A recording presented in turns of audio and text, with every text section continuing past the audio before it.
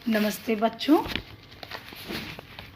हम फिर से ऑनलाइन वीडियोस के माध्यम से स्टडी करेंगे आगे हमारी।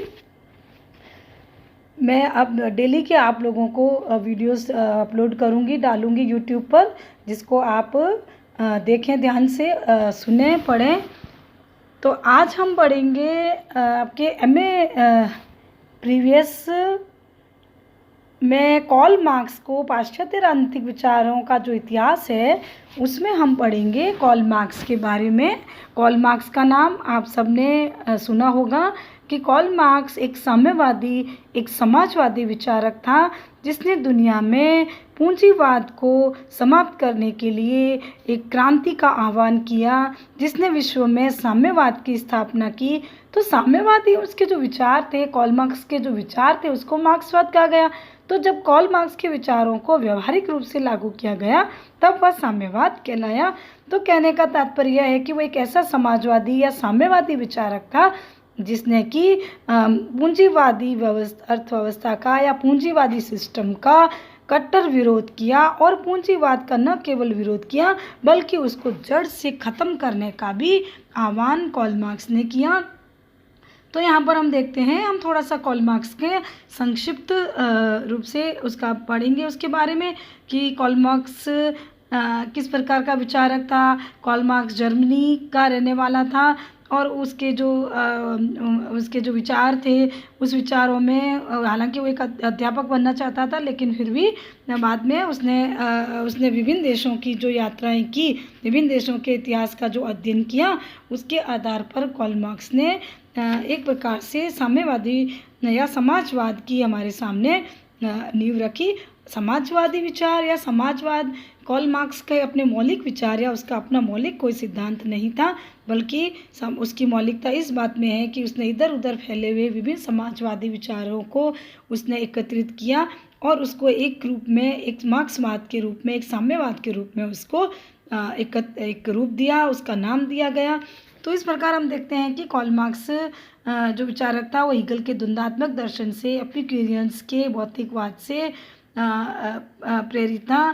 कार्ल मार्क्स ने जो अपनी यात्रा शुरू की थी वो एक प्रकार से विभिन्न संघर्षों के साथ उसने जो अपना जो जीवन जो शुरू किया था, उसमें कार्ल मार्क्स ने काफ़ी संघर्ष देखा और विभिन्न उसने देशों में जो उसने इधर उधर घूमकर विभिन्न देशों के इतिहासों का जो अध्ययन किया, उसमें उसके समाजवाद के सिद्धांत को उसको प्रभावित करने में महत्वपूर्ण योगदान दिया। तो हम देखते हैं कि कार्ल मार्क्स का जो समाजवाद है वो उसके साथ उसका एक सहयोगी, उसका मित्र जो जिसका नाम एंजिल था, उसने भी उसकी मदद की। तो एंजिल उसको 1844 में उसको फ्रांस में मिला और इस प्रकार उन दोनों ने मिलकर समाजवाद के सिद्धांतों की, नियमों की जो एक प्रकार से नींव रखी।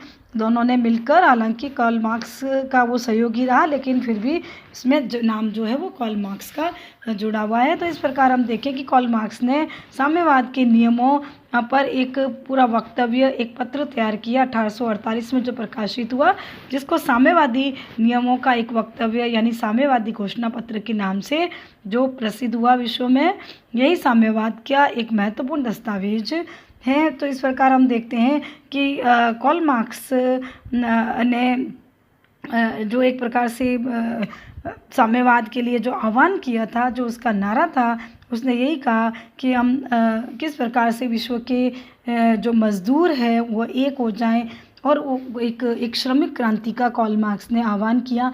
पूंजीवाद के सफाई के लिए, पूंजीवाद का ख़त्म करने के लिए उसका जो टाइम था वो 19वीं शताब्दी के आरंभ का टाइम था, क्योंकि उसका जन्म 1818 ईस्वी में हुआ था। तो इस प्रकार हम देखते हैं कि कार्ल मार्क्स के जो विचार है, उसके जो सिद्धांत है, विभिन्न तरह के विचारों का, सिद्धांतों का उसने प्रतिपादन किया। उसकी रचनाएं क्या थी, उसकी विभिन्न प्रकार की रचनाएं थी, जिसमें कि उसमें महत्वपूर्ण रचना पवित्र परिवार है, होली फैमिली है, दास कैपिटल है। दास कैपिटल में उसके 3 प्रकार के एक प्रकार से भाग थे, वॉल्यूम थे, और इस दास कैपिटल को ही मार्क्स के साम्यवाद की बाइबिल कहा जाता है। एक और महत्वपूर्ण रचना उसकी थी साम्यवादी घोषणा पत्र कम्युनिस्ट मैनिफेस्टो जो कि 1848 में प्रकाशित हुआ था। फिर दर्शन की दरिद्रता यानी पॉवर्टी ऑफ फिलोसॉफी भी उसका एक महत्वपूर्ण ग्रंथ था। विभिन्न प्रकार के उसने आर्थिक और राजनीतिक व्यवस्थाओं पर उसने विभिन्न निबंधों का, दर्शनों का प्रतिपादन किया, उस पर लेख लिखे, वह भी उसके साम्यवादी विचारों में महत्वपूर्ण स्थान रखते हैं। तो इस प्रकार हम देखें कि मार्क्स ने एक वैज्ञानिक समाजवादी सिद्धांत का, एक ऐसे समाजवाद का जो वैज्ञानिक विश्लेषण पर आधारित था, उसका उसने प्रतिपादन किया। क्योंकि मार्क्स का जो समय था वह हम देखते हैं कि भौतिक और तकनीकी क्रांति का युग था, जहाँ भौतिक क्रांति और वैज्ञानिक विश्वास महत्वपूर्ण था। उस समय धार्मिक अंधविश्वासों का नगण्य स्थान था। तो कार्ल मार्क्स ने उस समय का एक फ़ायदा उठाते हुए उसने वैज्ञानिक समाजवाद का प्रतिपादन किया। तो यहाँ हम देखते हैं, जैसा कि अभी हमने पढ़ा, कि कार्ल मार्क्स 19वीं शताब्दी का एकमात्र ही साम्यवादी विचारक नहीं है जिसने कि समाज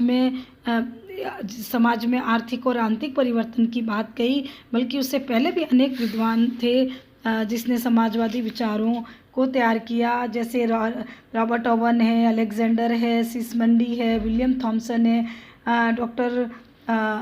डॉक्टर हॉल है, रिकार्डो, एडम स्मिथ, सेंट साइमंस वगैरह, कैबेट वगैरह कई लेखक थे जो कि पूंजीवाद या उदारवाद की हस्तक्षेप की नीति के आलोचक थे।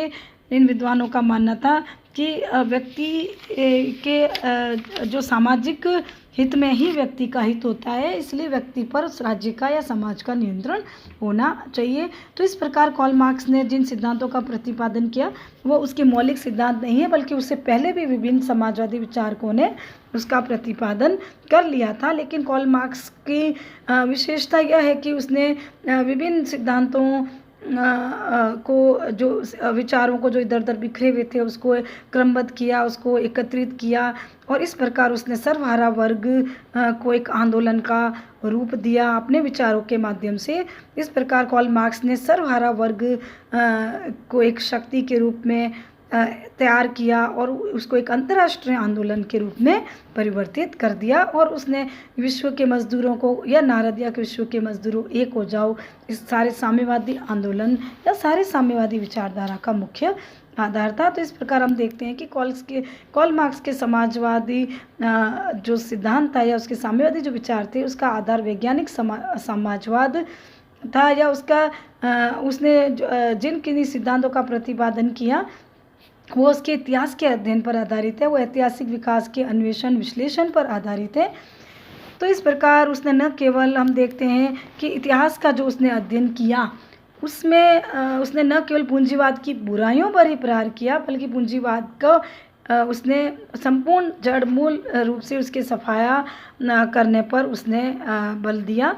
तो इस प्रकार मार्क्स का समाजवाद एक ऐसा समाजवाद है जो वैज्ञानिक है, और उस आधार पर उसने समाज के विकास के नियमों का वैज्ञानिक रूप से विश्लेषण किया और कहा कि समाज में जो परिवर्तन होते हैं वो अचानक नहीं होते हैं या संयोगवश नहीं होते हैं, बल्कि वो बाह्य प्रकृति में जो विभिन्न परिवर्तन होते हैं, जो प्रकृति में जो सामाजिक में विभिन्न अवस्थाओं में जो परिवर्तन होते हैं, उन परिवर्तनों में कुछ विशिष्ट नियम होते हैं, उन नियमों के आधार पे परिवर्तन होते हैं। तो इस प्रकार कार्ल मार्क्स ने वैज्ञानिक विश्लेषण के द्वारा उन विकास के नियमों को उसका अध्ययन किया, और एक प्रकार से उसने वैज्ञानिक समाजवाद की हमारे सामने नींव रखी।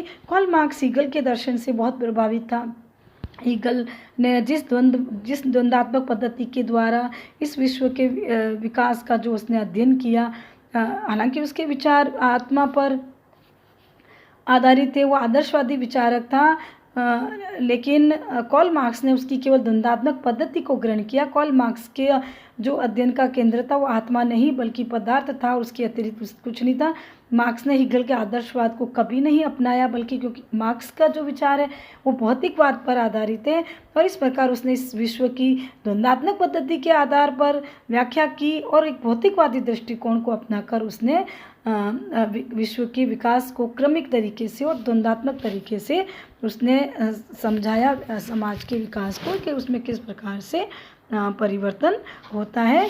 तो इस प्रकार हम देखें कि उस पर विभिन्न विचारकों का प्रभाव पड़ा, फ्रांस के समाजवादियों का, जर्मनी के समाजवादियों का प्रभाव पड़ा। तो अब हम बच्चों कार्ल मार्क्स के जो प्रमुख सिद्धांत हैं जो अक्सर एग्ज़ाम में आते हैं, उसके कुछ महत्वपूर्ण सिद्धांत हैं जिसको हम आगे की क्लासेस में पढ़ेंगे। जैसे द्वंद्वात्मक भौतिकवाद, उसका महत्वपूर्ण सिद्धांत है। आर्थिक व्याख्या या इतिहास की भौतिकवादी व्याख्या का सिद्धांत भी एक महत्वपूर्ण सिद्धांत है। अतिरिक्त मूल्य का सिद्धांत है, वर्ग संघर्ष का सिद्धांत है। ये 4 सिद्धांत कार्ल मार्क्स के महत्वपूर्ण सिद्धांत माने जाते हैं, जिसमें कि हम सर्वप्रथम पढ़ेंगे उसका द्वंद्वात्मक भौतिकवाद।